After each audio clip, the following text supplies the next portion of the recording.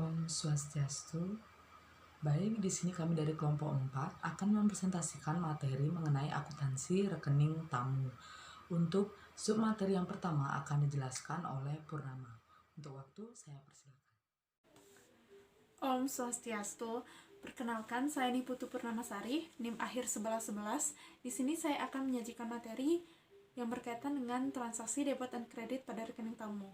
Nah, rekening tamu ini merupakan dokumen penting yang digunakan oleh hotel untuk mencatat transaksi yang terjadi.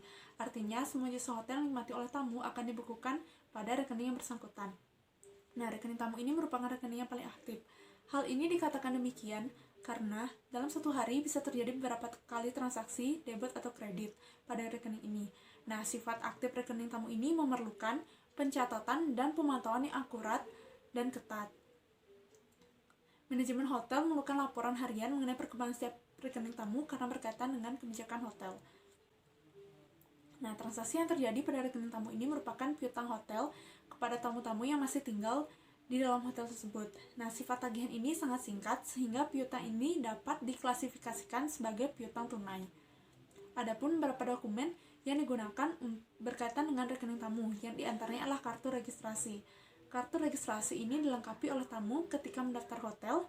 Nah, pada kartu ini informasi yang terdapat yaitu berkaitan dengan nama tamu, jumlah orang, tujuan berkunjung, lama tinggal, alamat tamu, kebangsaan tamu, hingga syarat-syarat yang harus dipenuhi oleh tamu selama tinggal di hotel. Nah, kartu registrasi ini memiliki beberapa fungsi. Di antaranya, fungsi yang pertama adalah sebagai dasar dalam pembebanan jasa kamar dan jasa-jasa lainnya yang telah dinikmati oleh tamu ke dalam rekeningnya selama tinggal di hotel. Selain itu, digunakan sebagai mempermudah tugas dari petugas hotel untuk membebankan biaya kamar ke rekening tamu sesuai dengan harga kamar yang dicantumkan pada kartu registrasi. Yang ketiga yaitu dijadikan sebagai alat informasi untuk mengetahui segmen tamu hotel dengan perilaku serta tujuannya berkunjung. Dan yang terakhir adalah digunakan apabila ada keraguan dalam mencatat suatu transaksi lain di luar jasa kamar, maka petugas hotel dapat cepat mengidentifikasi atau membandingkan tanda tangan tamu yang tercantum di kartu registrasi dengan tanda tangan tamu yang terdapat di voucher jasa yang dinikmati oleh tamu yang bersangkutan. Selanjutnya, mengenai rekening tamu. Nah, seperti yang dinyatakan di atas, rekening tamu ini disiapkan oleh pihak hotel untuk melengkapi kartu registrasi. Nah, informasi yang dicantumkan pada rekening tamu ini didasarkan pada informasi pada kartu registrasi tersebut. Di antaranya dicantumkan beberapa hal seperti nomor kamar, nama tamu, jumlah tamu dan kamar yang dihuni, kebangsaan, harga kamar per malam, tanggal check-in dan check-out, alamat tamu, hingga informasi lain seperti nomor kartu kredit, alamat perusahaan penanggung rekening, dan lain sebagainya. Nah, secara garis besar, rekening tamu ini mencantumkan tanggal transaksi, keterangan untuk transaksi, saldo debit dan kredit, hingga saldo. Nah, hal yang penting yang harus dicatat dalam penyiapan rekening tamu adalah di mana tanggal check out harus dicantumkan di atas tanggal check in. Nah, di slide PPT juga ditampilkan mengenai contoh dari rekening tamu. Nah, selanjutnya berkaitan dengan mekanisme pencatatan transaksi pada rekening tamu, yaitu pada rekening tamu, semua jasa-jasa hotel yang telah dinikmati oleh tamu dan dibebankan ke rekening kamarnya merupakan transaksi debit. Nah, penjelasannya adalah transaksi ini merupakan beban yang harus diselesaikan oleh tamu pada saat check out. Nah, jasa hotel yang dibebankan pada sisi debit pada rekening tamu ini diantaranya adalah kamar, restoran, room service, laundry dan dry cleaning, telepon, diskotek, dan spa, dan jasa lainnya. Nah, pada akuntansi rekening tamu yang termasuk transaksi debit adalah seluruh jasa hotel yang dinikmati oleh tamu yang dibebankan ke rekeningnya. Berkaitan dengan transaksi kredit, yaitu pembayaran tunai merupakan transaksi kredit pada rekening tamu ini.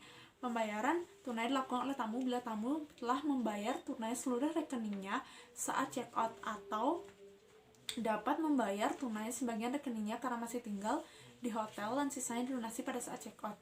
Nah, pembayaran tunai untuk pemesanan kamar dilakukan agar kamar yang dipesan sudah pasti didapat oleh tamu saat check in.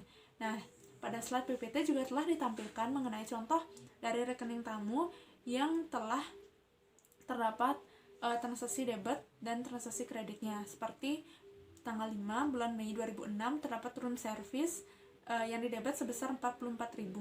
Selanjutnya juga ada transaksi kredit pada tanggal 4 bulan 5 2006, yaitu pembayaran tunai sebesar 100.000. Baik, sekian pemaparan materi dari saya. Terima kasih atas perhatiannya. Selanjutnya akan dilanjutkan oleh rekan saya. Terima kasih.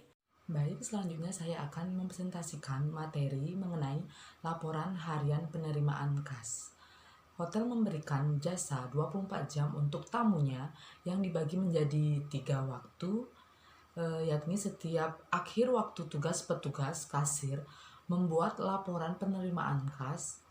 Laporan penerimaan kas dibuat oleh petugas kasir dengan sumber dokumen sebagai berikut, yaitu yang pertama, rekening tamu atau kwitansi penerimaan kas. Yang kedua, formulir paid out untuk kas yang dikeluarkan. Dan yang ketiga, formulir penukaran uang asing untuk penerimaan uang asing.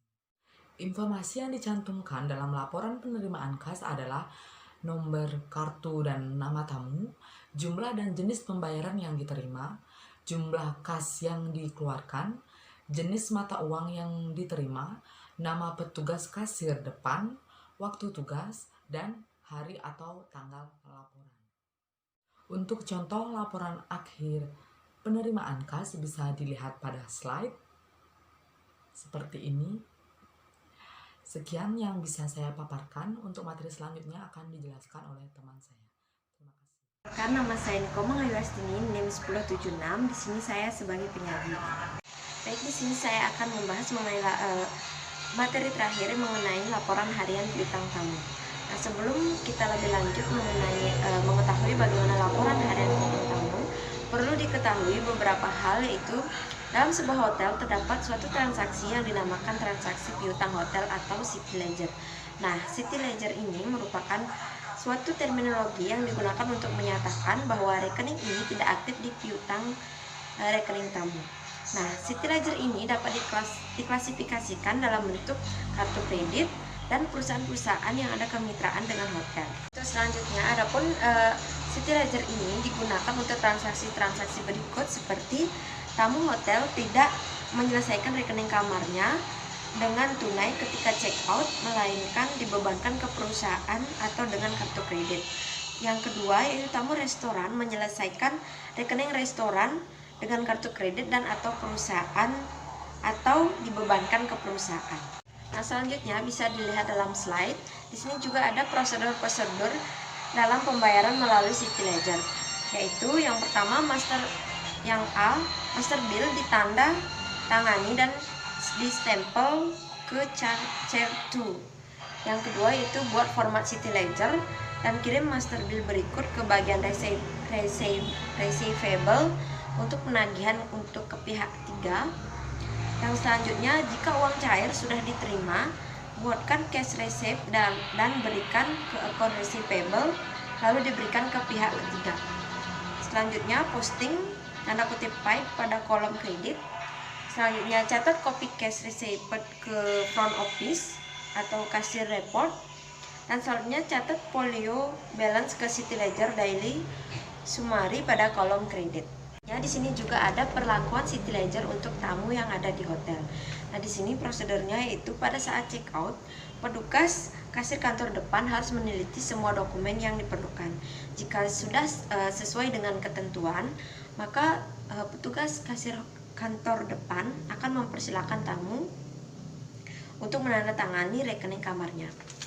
Kemudian yang kedua, selanjutnya petugas kasir kantor mengeluarkan rekening tamu, kemudian dipindahkan ke rekening piutang hotel yaitu city ledger. Selanjutnya yaitu perlakuan city ledger untuk tamu yang tidak tinggal di hotel. Nah, dalam sebuah hotel tentu terdapat pula suatu transaksi city ledger untuk tamu yang tidak tinggal di hotel.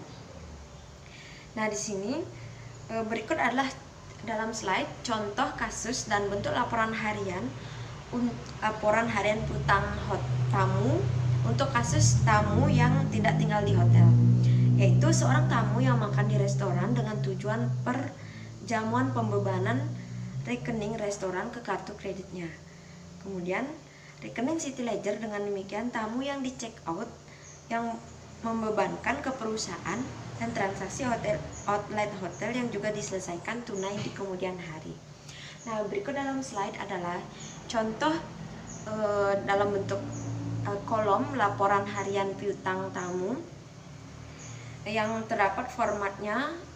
Yang kolom pertama ada nomor rekening, selanjutnya nomor kamar, nama tamu, debit, kredit, dan saldo.